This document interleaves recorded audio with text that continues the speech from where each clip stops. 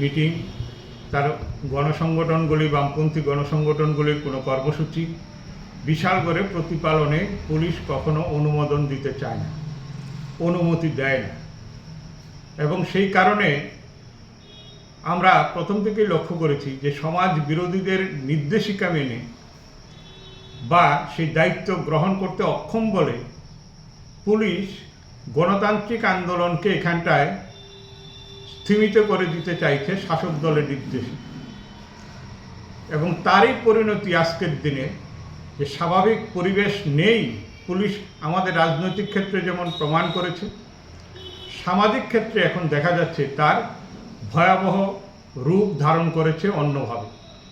আজকে বিশালগড়ে বেশ কয়েকদিন যাবৎ দেখছেন আপনারা, এই গত এক মাসের মধ্যে বিশালগড়ে উপর্যুপরি বাইক ছিনতাই হচ্ছে, পুলিশ নির্বিকার, ধরতে পারছে না। পিস্তল দেখিয়ে মোবাইল ছিনতাই করে নিচ্ছে, পুলিশ ধরতে পারছে না। এখানটায় দাঁড়িয়ে গতকালকে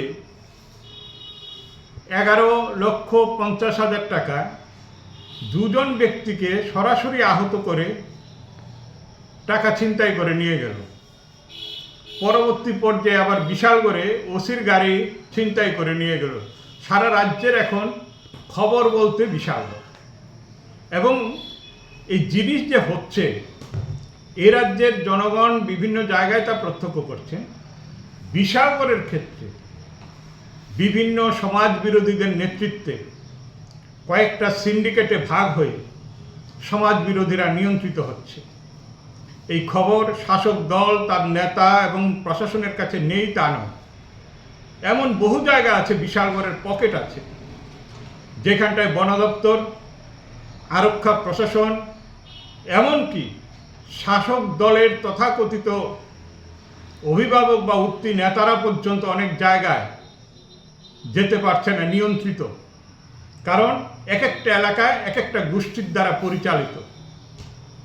তাদের কাছে আগ্নেয়াস্ত্র, তাদের কাছে সামাজিকভাবে বিভিন্ন মানুষকে হয়রানি করার নানা অভিযোগ, রাতে মানুষের চলাফেরায় নিষেধাজ্ঞা, বিভিন্ন জায়গায় এই ঘটনাগুলি ঘটছে।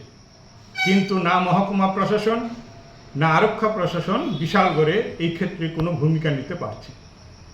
আমরা ভারতের কমিউনিস্ট পার্টি, মার্ক্সবাদী পার্টি বিশালগড় এই মহকুমা কমিটি, আমরা এই জিনিসগুলি বিভিন্ন সময়ে এগুলি প্রত্যক্ষ করে আসছি। এই যে লাগাম ছাড়া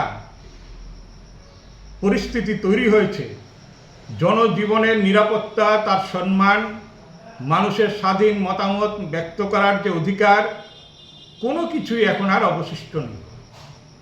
এটা একটা সময়ের জন্য মনে হয়েছিল যে বামপন্থীদের দমন করে রেখে, তাদের অনুমতি না দিয়ে গণতান্ত্রিক আন্দোলনকে টুটি চিপে ধরে একতরফা রাজনীতির যে খোয়াব দেখছিলেন, আজকে নিজেদের মধ্যে এই জিনিস সেখানটা প্রকট হয়ে দেখা দিচ্ছে। এবং যতগুলি ঘটনায় যারাই ধরা পড়ছেন, রাজনৈতিক ক্ষেত্রে দেখা যাচ্ছে পরিচয়, তারা কোনো না কোনোভাবে সরকার ঘনিষ্ঠ রাজনৈতিক দলেরই তাদের কেউ না কেউ।